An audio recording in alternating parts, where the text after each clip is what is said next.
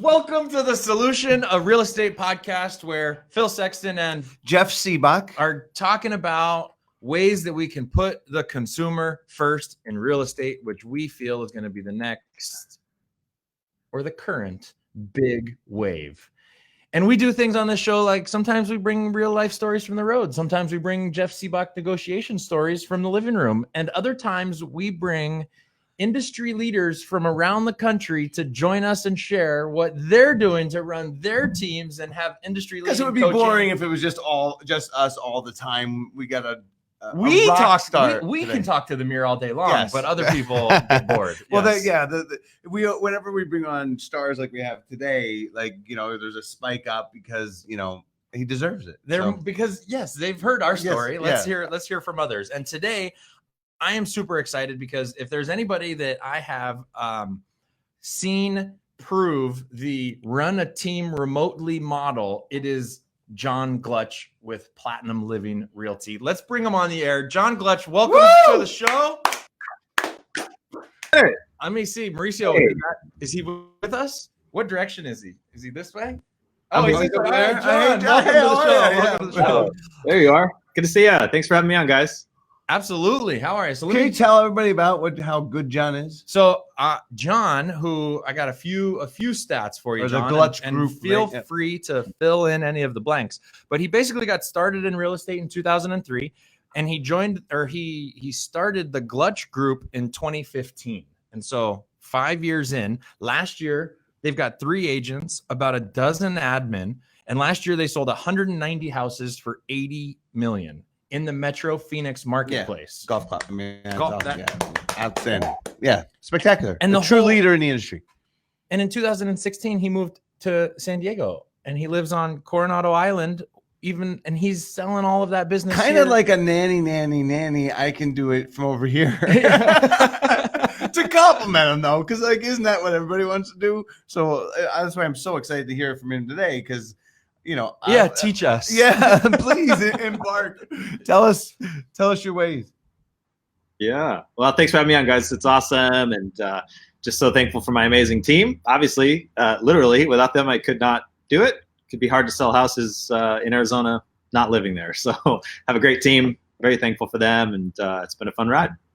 But I mean, I think, sorry, I have a lot of opinions, but I think it was your, epic rise and present, like how strong, because to me, there's kind of a part in growing a team where you got to kind of punch it through to rise above. And then when you get it up, then it becomes a little easier to maintain, only because like signs in the ground, that kind of thing, web presence, all that, once it's built, you get some staying power. So I thought that your, obviously amazing good looks and brilliant smile and your strength that you came on was brilliant. So tell us about it. Thanks. I mean, like the formula, it's easy to say it, make it sound simple looking backward, but so it obviously isn't quite this simple. But when I think about what it was that allowed us to have success quickly, I think it was 3 things. Really, I'll add a 4th bonus one. The 4th is that I built a company and it failed in the real estate investing days with the real estate market. I bought all these rental houses. That all failed. I short sale all these homes. Didn't go bankrupt, but got close. And there's something about failing early that helps you humble you and helps you appreciate things in a different way. So that I think was really valuable. But I think the part that really helped us grow when I kind of restarted was, 1, I had good coaching. I was a part of Craig Proctor's coaching program, and that was super, super helpful.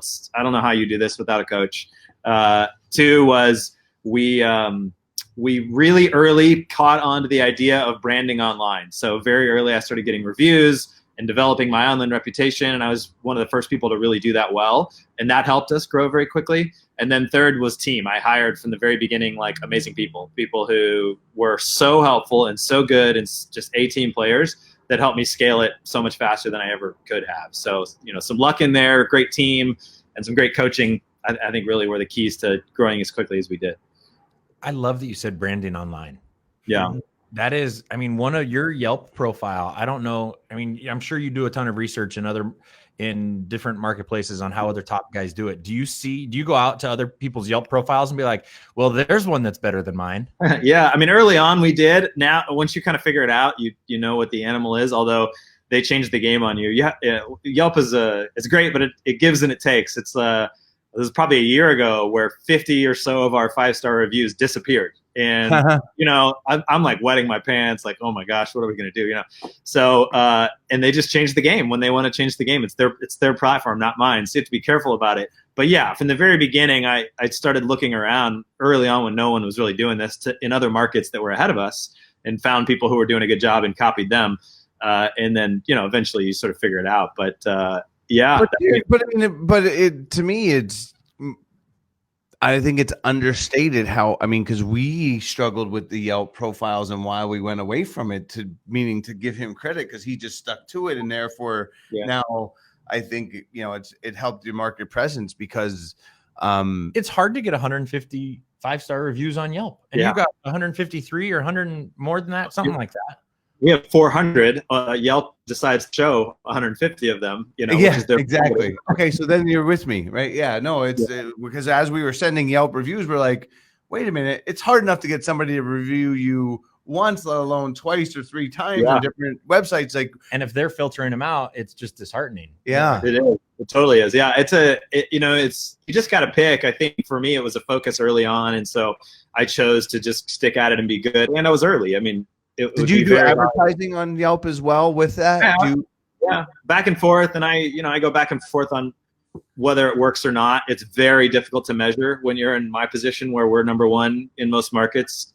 How much does the advertising really matter? It's very hard to tell, and we're pretty good at tracking, and we still don't know. So yes, do you track it in your CRM? I mean, we're trying to now, but I'm just curious. Oh yeah. I mean, I could tell you how many people on Yelp clicked on my profile, how many looked at pictures, how many pushed, get directions. We've got all that, and we track it every week.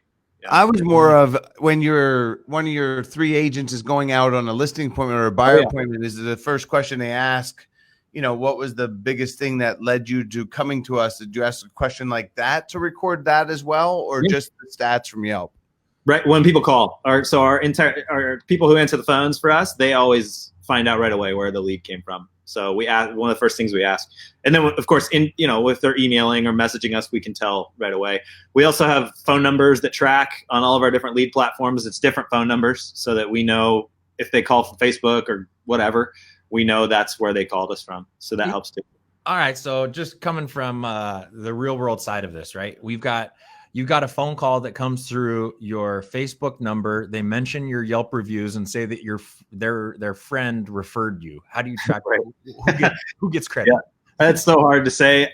We don't normally get that nuanced. Typically, people just give one answer, and that answer typically is the number they called, like the most recent thing they interacted with, and that's the one that we give the credit to. Yeah, it's hard because we get a lot of credit. We give a lot of credit to our website because that's the phone number that people call. And then when you get there and you realize that you're either 3 doors down of the house you just sold, or they say, oh, and I happen to know so-and-so who is, a past client or whatnot. Yeah. That piece of the tracking, I think, in our industry is as much as we want. I'm a high C.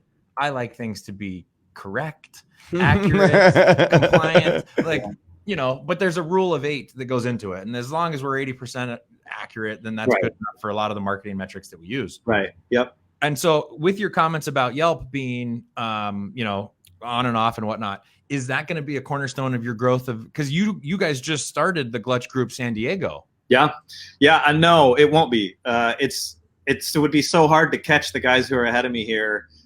So no, the main part, like all the deals we've done here so far have been sphere of influence deals, right? So like people from my church, that kind of stuff. Yeah. So that really is everything we bring in from Yelp, we try to consider kind of bonus. And then our goal with those folks is to turn them into raving fans of ours. And so all the stuff that we're doing in the Glutch Group, I'm replicating here in terms of repeat and referral business. So all the branding. So we'll be heavy online. I mean, we'll start branding right away. We create Yelp profiles, all that stuff. But that will mostly be for reputation management, meaning if someone Googles us, we look great. So that's the goal. So then pushing it more towards Google first than doing Yelp? Yeah.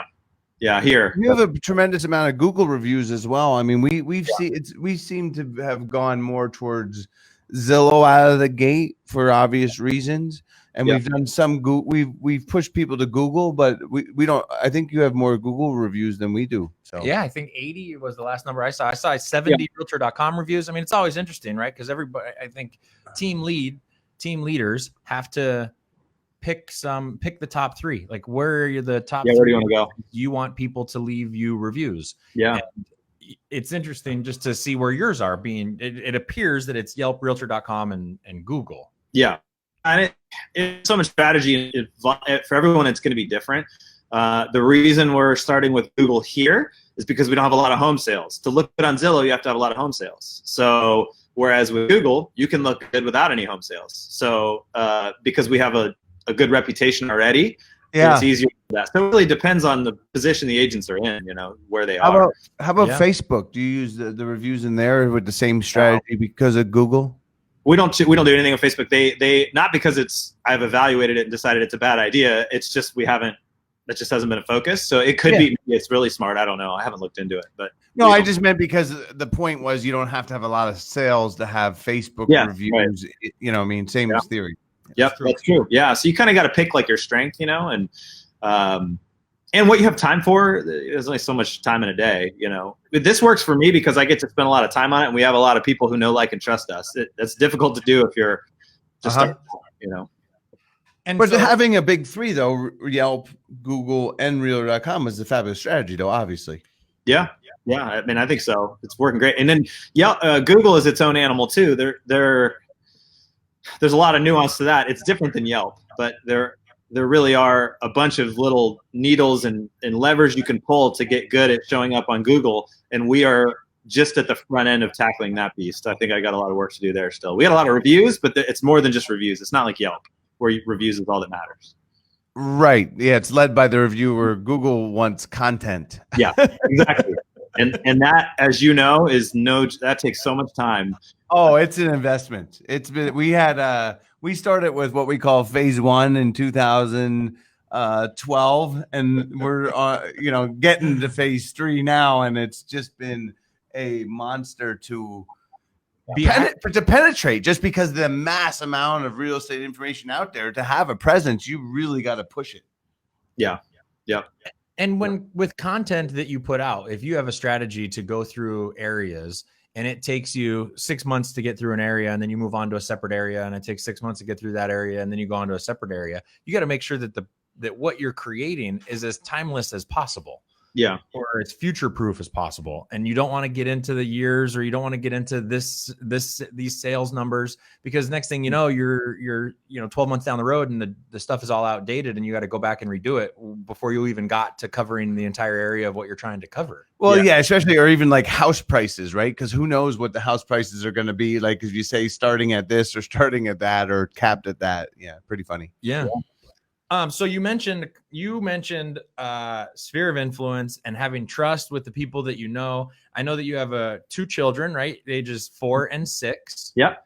And so do you do like community sponsored events to help meet new people, to help build your sphere, or how do you tackle that business? Yeah. So I'm a big proponent of focus. So for us, I came from an organization called Young Life. I grew all through high school and in college. I was involved with Young Life. It's a youth ministry, Christian organization for young people. And I had a lot of momentum there. I knew a lot of people.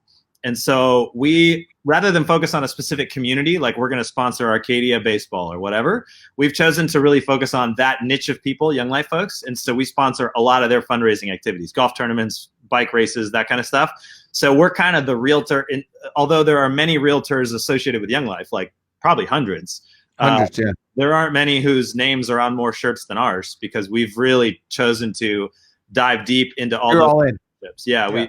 Because I love it. For me, it's like, I'm going to give money to them anyways. So why not sponsor their event? Why not let the company pay for it? Yeah. Why not, sponsor their event? And they're my kind of people. Like I've earned my trust there. I spent 10 years volunteering for them. They know me. And so the fact that I kind of, sewed into that organization for so long, it makes it easier to really ramp up. Plus all my agents are involved with Young Life. So for me, I just picked that lane rather than a neighborhood lane. I picked that lane. which, you know, Oh, I love the niche.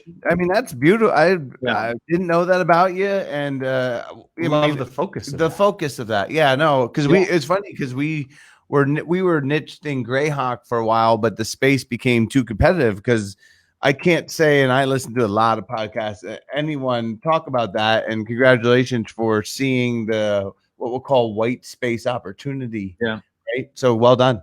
Yeah. Thanks. Yeah. I think people, it's just finding something you know that you really believe in already, rather than trying to go to invent something new. You know, for me, that's worked out pretty well. Yes. Well, we teach people because about farming, they always like, well, I want to farm over there, and I'm like, that doesn't work. But it goes exactly what your 'cause principal you live over there, and all right? your friends are over there, but then you want to go the opposite direction for your farm. Yes. Wait, Yeah, so what? like to make it practical, like for example, my church that now in San Diego, I've been here 3 years, right? So I'm newer here. So but that's still my focus because that's what I believe. My wife goes to their school of ministry. We're there several times a week. We're volunteering, we're giving, you know, that's my zone. And so I think it's just picking again and we've already gotten, I think we did, I don't know, millions of dollars worth of business there last year. And I'm new here. I don't even have a license, you know? So but people trust me because I'm earning the trust, right? I'm there. Yeah, no, it's actually almost better because you're not, right? Like you're cementing these relationships because I think that sometimes in real estate, people can lead too much with it, right. And then they feel like they're creating distrustful relationships because you're only doing it to be like when you hear I pick on like groups where you go there that you meet in that group just to get business from the other people there. Networking groups, yeah. Right? Like where this is clearly more. It's deep. It's way deeper, deeper than that. Yeah. It's life. We did a networking group, a real popular one, and I did not like it at all because there was so much pressure to refer people to the other people in the group who weren't always great. Like I just didn't want to trust our clients to people who weren't going to do a good job. Experience, yeah. It was just, I didn't like it at all. We quit real quick on that. Whereas this is more of a, you know, I just think it's the way the world works, like reaping and sowing, right? It's like, if you're going to pour your heart and life and soul into an organization or a group of people or whatever, there's just benefit to that. You know, it's going to come back to you. So for me, it's just much more natural, congruent way of doing business. I love it. All right. I want to, can we talk a little bit about what good coaching, which is what you mentioned as well? Yeah. So you were in Buffini coaching, you were in Proctor coaching. And actually, you still are a speaker, right? Yeah. Yeah. So I love coaching. Buffini was the tip of the iceberg for me. I didn't even know coaching existed until I found Brian Buffini. And I mean, that guy turned me on to Zig Ziglar and Darren Hardy and all these other people who've now just changed my life. Jim Rohn. Like, I didn't know about any of that world at all. So to find the personal development world for me was just this like treasure trove. It was awesome. So I love Brian Buffini. I love the simplicity of it. I mean, he's a master presenter. He's a great guy. Craig Proctor was for me a huge win because his system was much more advanced than Brian's, and it really worked for me really well. It's more real estate specific than, I mean, Brian's is more sales specific. Is that fair? I don't know. It's like, you know, it's just simple. It's how to get more business, but it's not a full business system. Whereas Craig's is a full business system. I mean, he teaches you how to run a business, everything, buyer presentation, seller presentation, everything you could possibly imagine, you know? So, and then we don't do it exactly. Like we took a lot of what he taught us and then made it our own, but it was changed my life. I mean, I owe him a lot of my success. He's been fantastic. So, and now I just enjoy speaking and have a unique position selling all these houses from California. So that's interesting to people. And so I've got the opportunity to share that on stage. And I do a weekly little video that I shoot out to agents, just a 5-minute video on little tips and stuff. I love kind of sharing the things we've learned along the way, and hopefully it benefits other people. Awesome. Yeah, I think that the Proctor tagline of if we don't sell your house, your home's guaranteed or we'll buy it. Yeah, or we'll buy it. That seems to be the thing that sticks in most people, whether they stick with the coaching or not. That tagline obviously works. Yeah, and it works. It works depending on the market. Right now, nobody's worried about their house selling, right? Right. So True. That addresses a fear that doesn't exist right now. So what we're switching to in this market is your home sold at 100% of asking price, or we'll pay you the difference. So, but just the idea of having a guarantee and a unique selling proposition, most agents don't have that. You know, Craig taught me how to copyright, how to make offers, how to make call to actions. I mean, just fundamental marketing principles that no one else was teaching me, you know. Awesome. Love it. And so you were with him for years or a year? Yeah, like 3-4 years. And the only reason I stopped was because it was in a season where I couldn't travel. And so going to the conferences was impractical. And so but you know, I still love that organization. I'm sure I'll be involved with them in the future too. So then you obviously, I don't want to say obviously because I don't know, do you coach your individual 3 agents like on a weekly basis? Is that 15 minutes? Is it a half hour? Is it an hour? Or is it once a month? Right. Yeah. I mean, the guys we have now they're just pros. I mean, so there's not a ton of coaching left to do with them. We have grown slowly at the Glutch Group because relatively, we didn't bring people on at a split. Every agent we had, we paid a salary to, and all the business was provided to them by marketing that I've done. Now they've gotten a little better at generating their own business, and so they're generating their own repeat and referral business. And do you have a different split for that for them, or yeah. So if they get their own business, they get their own. It's a different split for that. You know, that's obviously them bringing value to the team in a new way. What we just now, in fact, today, I'm going to announce and start marketing that we're growing our team a more traditional way now, where we're bringing on people at a split. So like a more traditional team has done. So we've never done that, and we're just I was interesting because one of my thoughts originally, just watching you grow, because I don't know if you knew this about me, but I just love team structure. I love the different models. With the salary based, what I heard on the Daily Dose was just so different, and I just wondered if that, because Redfin has a model like that, not a lot like that, but just similar, where they're employees, yeah. But I just wondered if there was going to be a cap to the growth. Do you think that was part of? Why is he going from employee model to perfect independent contractor model? Yeah, sure. Yeah. So yes, there. I mean, you can only go so fast that way because you have to generate all the business for that to work. Whereas if you've got an employee split model, then you're going to grow a lot faster. No question about it. Yeah. Dun, dun, dun, dun. The employee model. Yeah. I mean, it's great, but there's a reason not everybody does it. And is it workers' comp or is it unemployment? Well, they're not technically employees. They're independent contractors. It's the Joanne Callaway model. Are you familiar with that one? Which one? Joanne Callaway's model. Yeah, I think there's some similarities there. From what I know. Yeah. Where everybody gets a piece of the pie when it closes or whatever. Yep, absolutely. So everybody on our team gets a profit share. That's everybody, admin, the whole gang. So but I think what I'm learning is, and there's different stages, right? Different evolutions of you as a leader too. Part of what I'm wanting to do now is more just benefit, more people, just be a part of helping encourage and helping other people grow in a new way, which we haven't been able to do with our current model. Got it. Yeah. All right. So I want to talk lastly. I mean, I love that you kind of set up our agenda today. Yeah, thank you. That is the reasons why you are successful. And the last one is the team, is the people that you've hired.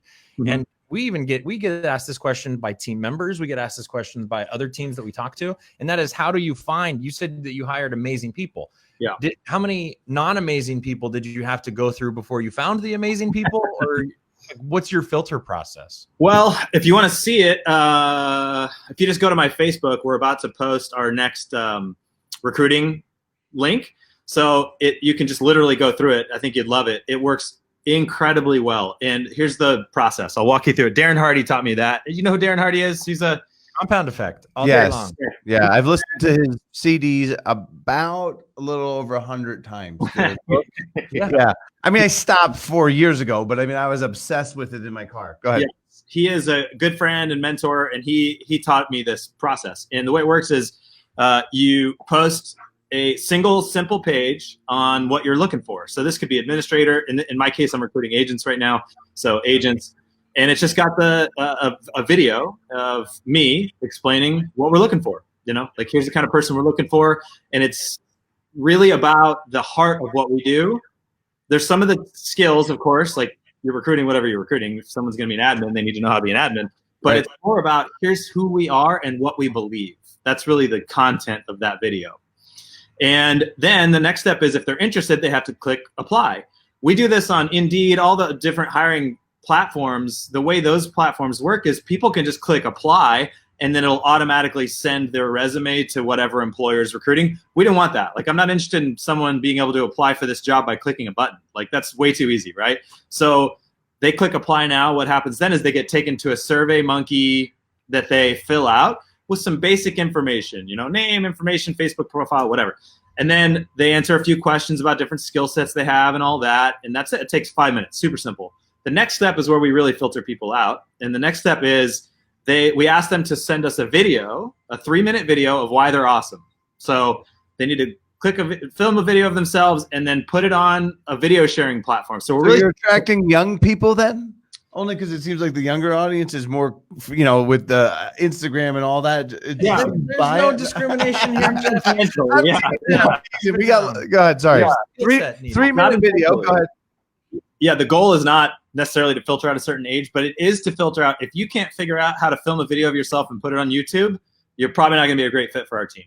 That has nothing to do with age, has everything to do with the way we roll, like with the world we live in. So we're a virtual team. I will even live in Arizona. Like, that's going to be a problem for you if you can't figure out how to work the video on your phone. You know what I'm saying? What's the question for them? Why they Why you're awesome.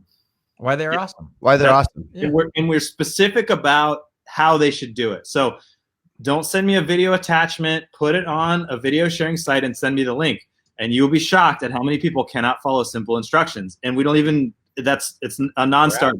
Yeah. If you can't, especially if it's an admin job, right? If you're an administrator and you can't figure out like instructions, basic instructions, that's not going to work. We're going to have problems. So, and then they send these videos in. And so that will filter down, out of however many people, I don't know what the percentages are, but by the time they get a video sent to you, now it solves so many problems, but you're going to see right away, is there a rapport? Is there a connection? Is this person presentable? And so now you've just done so much work for you without having to spend a single minute of time. Yeah. So do you have a strong enough presence that you don't have to advertise that, or do you have a budget and then you promote it? No, we budget it. So we put all of our social media channels, of course, and we'll run paid ads on social media to all of our custom audience, our people who know, like, and trust us.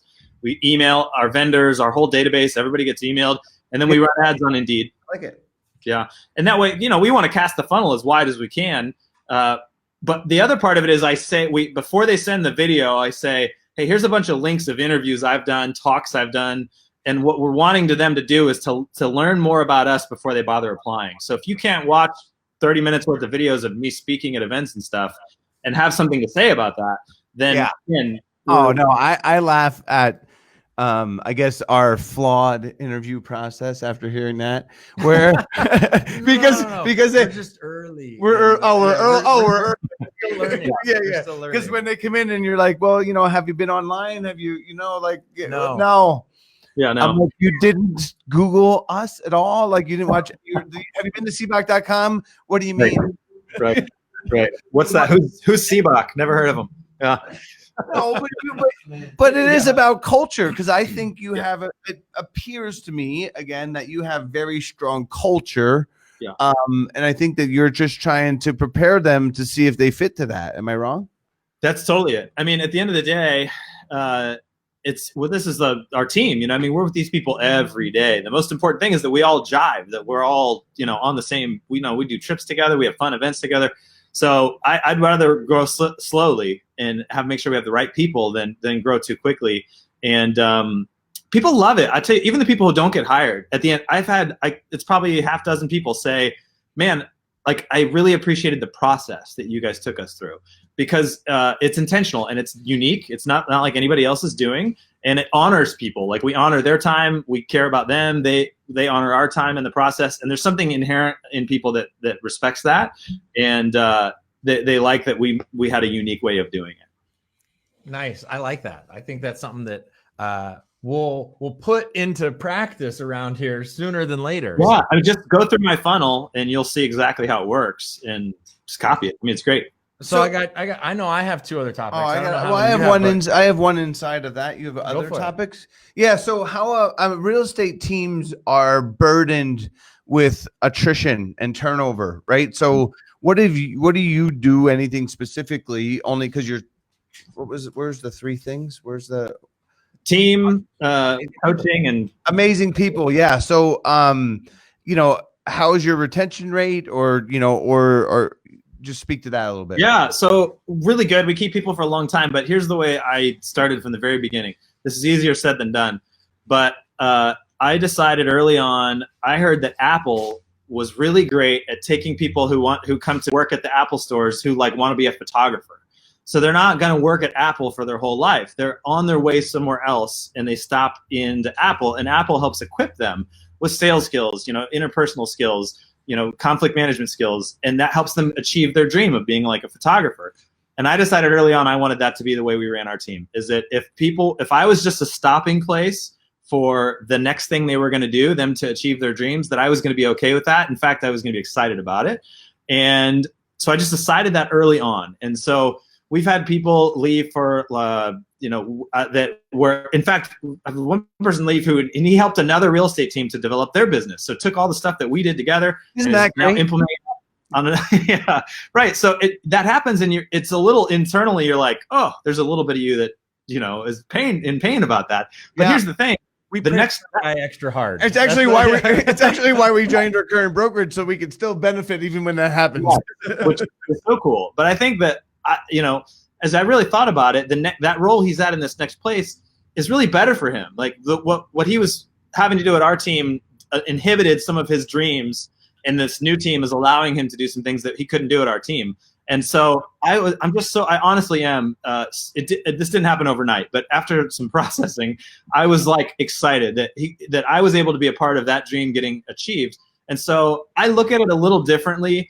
That's not to say there aren't times. I've had some people leave who it was just plain painful, and it was Well, to me, it's more of that you're at stage 3. You're at stage 3 of the team leader, where now you're like, it's gonna happen. Learn to accept it, and then actually appreciate it. That like it's just part of the process. Sorry for cutting you off there. No, it's true. And the better I do it, a couple of things. One is I want everybody on my team to know that, because I don't want to be the last one to know someone's leaving. Like I want to be the first one to know someone's thinking about leaving. And so if I create an environment where people feel comfortable coming to me and saying, one of my team members said they were having a really hard time. They had some things in their life they were trying to accomplish where coming into the office every day wasn't going to work for them.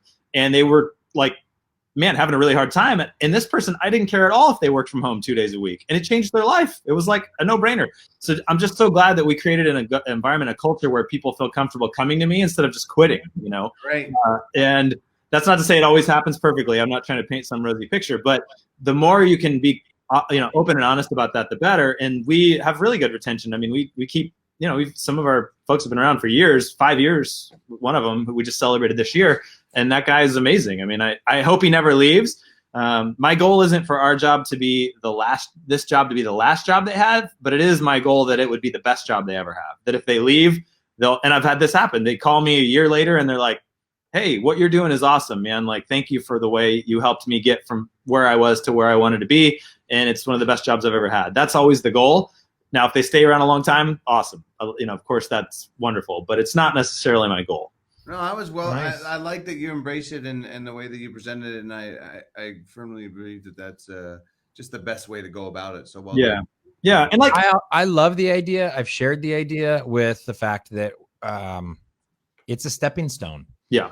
And we don't know, like we're all on a path, right? And there's stepping stones that you're on for some periods of time that are longer than shorter than others. But the goal of that stone is to get better when you get to the next stone. Yeah, And totally. that's people that are on our team. That's people that work with us. That's right. In your world, are the stones rounded because from the water? Just curious. Yeah, they're flat. Oh, they're okay, flat. okay. They're round flat. But so I want to talk. I just want to get to the consumer side of this podcast. And I know that we've talked about it, and you have people that know, love, and trust you, know, like, and trust you, whichever phrase it is. I can't remember. My apologies.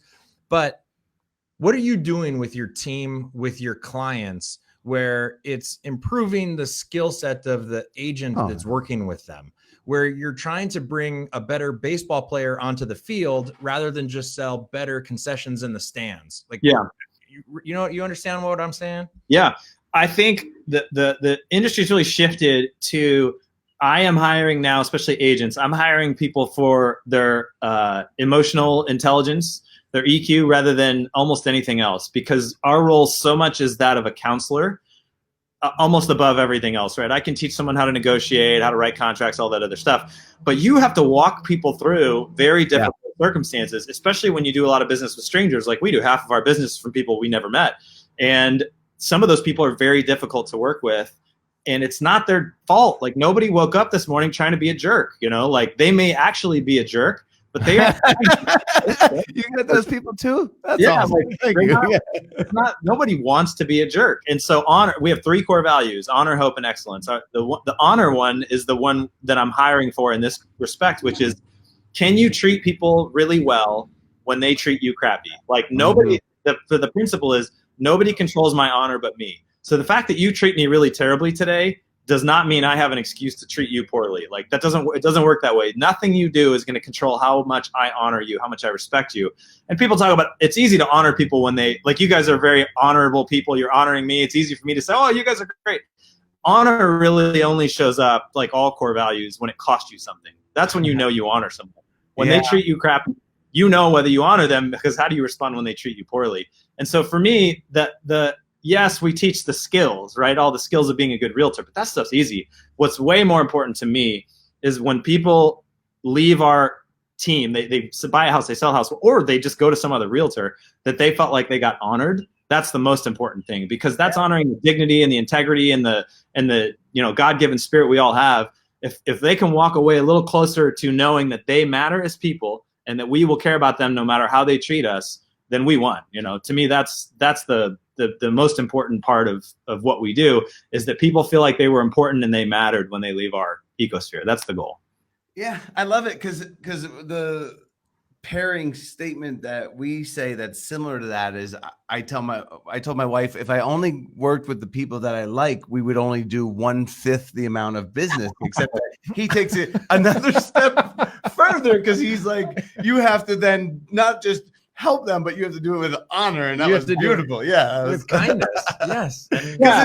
I mean, it is hard when you're, I was at a listening appointment earlier this morning, and I was like, this is gonna be awesome, right? Like, thinking like I have to.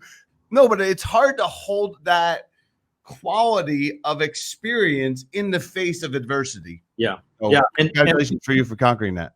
And I'm not saying, I'm always very clear with my team. I remind them of this often. It is never okay to be disrespectful to someone on my team. We will not tolerate that under any circumstance. If you're going to curse at my team, if you're going to, like, I am a Papa Bear to the, like, if you're going to be disrespectful, that's not going to work. And we have a hard conversation. And if it doesn't change, we move on, Nice. Yep. But that's rare. I mean, that's 1 in 100, maybe.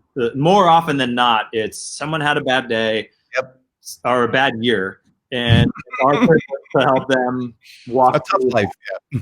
Yeah. Yeah, right. So for me, that's a huge part of how we get better as agents. Is just learning how to walk with people through hard stuff, and through your offer didn't get accepted, and all the various things that we have to do as agents.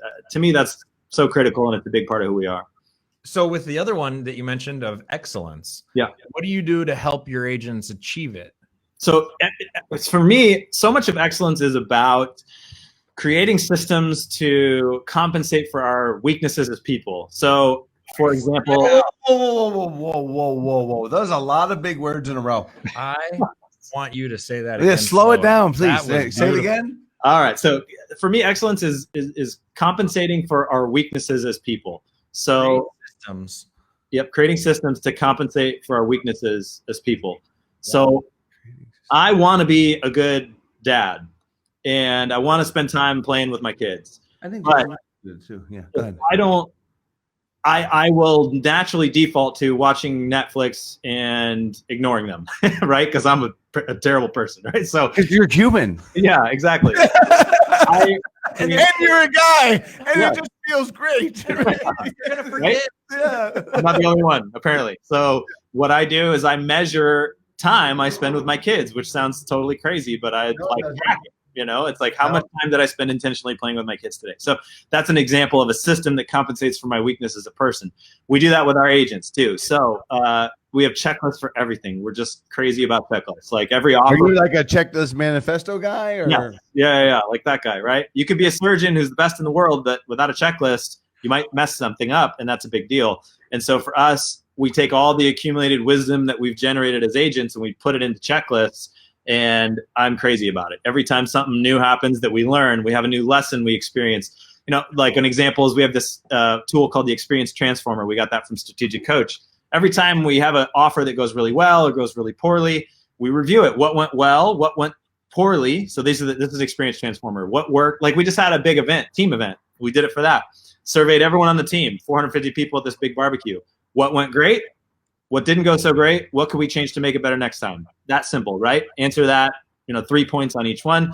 We do that when we miss out on an offer. We do that when we beat 10 other offers. And you do that enough times and you start to realize there's a formula for how to make these things work. And so and as long as people follow the system, now, we get, if you're up against us on a multiple offer situation, you're probably not going to win. And that's not because necessarily we're the best. It's because we've decided that over time we're going to put all these things into a checklist and make sure that we don't miss anything next time. So do the EQ, I'm thinking this profile, follow the checklist well? Yeah, so you can find, like for example, DISC. Are you saying does every personality follow the? Well, because the EQ, I mean, when you're looking to hire people with that emotional expertise, it's hard to get them to like Phil is a straight line guy, and I'm more on the EQ side. Yeah. And sometimes I can't follow a checklist. Mauricio, not a checklist guy, right? Like. But really good at the emotional. No, but really good at the emotional, right? Like you could yell at him and he's still gonna be good to you. Like it does, yeah. So again, it's the same thing. Create a system to compensate for the human weakness. So what we do is we have, this might sound crazy, but it's true. We have overseas employees. We have several people in the Philippines and several in India, and one of their jobs is to make sure that people in the U.S. are following the checklist. So on the back end, like being the guy who goes, "Hey, you didn't get that task done. Hey, that due date is falling behind." Like he's the cop, behind the system. You have to have a system that's that transparent, which we do. We use a program called Asana, ASANA. It's our digital task management system, and it's got full transparency. And so all the people on our team have assistants overseas. And one of their assistants' jobs is to make sure they follow the checklist. I'm not saying it's perfect all the time. Don't get me wrong. It's easy to say all this and make it sound like we never screw up. We do. And some of our agents, John, we work in real estate as well. Right? Yeah. And nothing in real estate is perfect all the time. Yeah, I'm giving you the ideal, but yes, we do it a lot. I mean, most of the time, that's how it's going. So. Yep. So I don't know, Jeff. I know that we're wrapping up here on time. There was a story that Jeff wanted to tell, and it was about losing a listing. Oh, I was thought you were going to ask him where his barbecue was. 450 people at the barbecue. McCormick Park. I already know that. Okay. All right, good deal. Was it a Park? So John, there was a point in our life that we crossed, and it was actually one of the momentous points ever. But I don't know that for the Seabach team. Yeah. So we were competing against you and you won. So congratulations. Great job. But the weird thing is that, as you said, that you learn more from losses. We lost, but because I yelled at Jeff at the listing appointment at the guy's kitchen table. And I think that might've been why we lost. Yeah. Phil turns to me as I'm going through the presentation, and it's a 350 house in South Scottsdale, and it's us against you. And he's like, "That's it." And I'm like, the guy is like right there. He's talking to me as if we were like.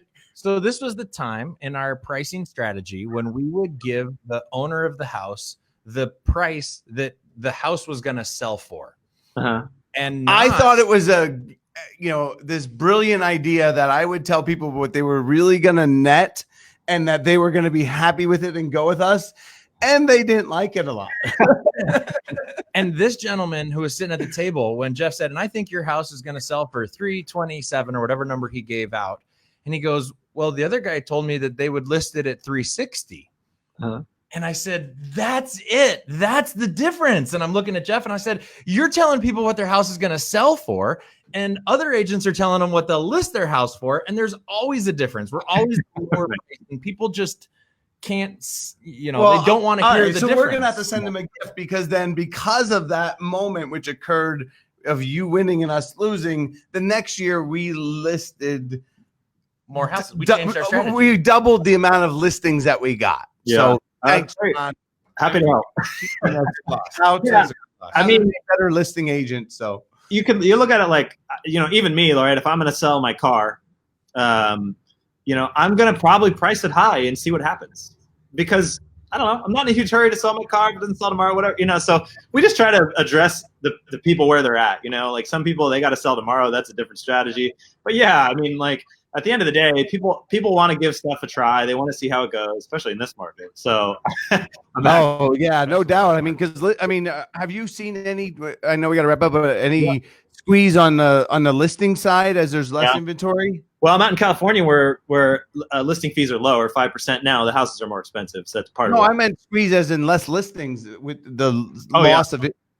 Yeah, I mean we're having a slower year, no question about it. So so it's you got to be able to pivot, and thankfully we've built ourselves pretty lean. We can pivot, but and we've got we're working on title stuff and mortgage, and we're working on different angles of the business to try to kind of compensate. But at the end of the day, it's definitely slower, no question. So awesome. Well, I want to thank you for being a guest on the show. Yeah, great to see you guys. Yeah, John, thank you. That was tremendous. I mean, 1, 2, 3. I looked down the clock. Yeah. Time. Well, he was great. Thank you so much. We appreciate you sharing. You bet. Hey, great to see you guys. Thanks for everything. Congrats on all your success. You're doing awesome work, and glad you're getting to help so many customers. That's awesome.